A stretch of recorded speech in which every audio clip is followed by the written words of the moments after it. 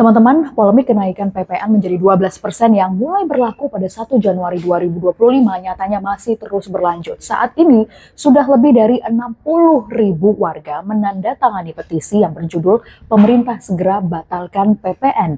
Pro dan kontra bukan hanya dirasakan oleh warga, teman-teman, tapi juga sejumlah politisi dari berbagai partai, sebut saja dua partai besar yang berkuasa di DPR RI saat ini, yaitu PDI Perjuangan dan Partai Gerindra, saling lempar bola panas dan juga pembelaan terkait awal mula atau siapa yang menginisiasi kenaikan PPN menjadi 12% masih terus terjadi hingga hari ini. Kalau kita mundur ke belakang, pada tanggal 7 Oktober 2021, disinilah awal mula sidang paripurna mengesahkan Undang-Undang Nomor 7 Tahun 2021 terkait dengan HPP atau Harmonisasi Peraturan Perpajakan. Pada saat itu, sidang dipimpin oleh Wakil Ketua DPR RI yang dijabat oleh Muhaimin Iskandar. Undang-undang tersebut sebelumnya diusulkan oleh pemerintah di bawah kepemimpinan Presiden Joko Widodo.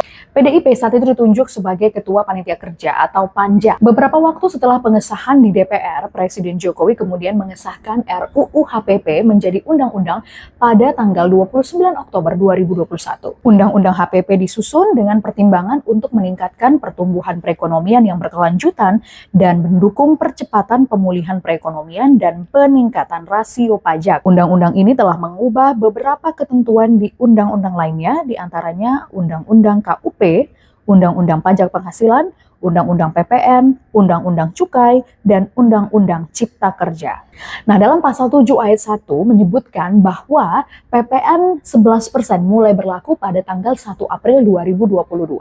Lalu PPN sebesar 12% berlaku paling lambat pada tanggal 1 Januari 2025. Namun pasal 7 ayat 3 disebutkan bahwa tarif PPN bisa diubah paling rendah 5% dan paling tinggi 15%. Pengesahan undang-undang ini didukung oleh sejumlah fraksi. Saya coba bacakan kepada teman-teman ya, siapa-siapa saja mereka. Yang pertama adalah PDIP, Golkar, Gerindra, Nasdem, PAN, Partai Demokrat, PKB, dan P3. Hanya ada satu partai saja yang menolak keputusan ini, yaitu PKS. PKS menolak RUU HPP karena tidak sepakat dengan rencana kenaikan tarif PPN menjadi 12%. Selain itu, mereka juga menolak masuknya sembako, jasa kesehatan medis, jasa pendidikan, dan jasa pelayanan sosial sebagai barang atau jasa kena pajak.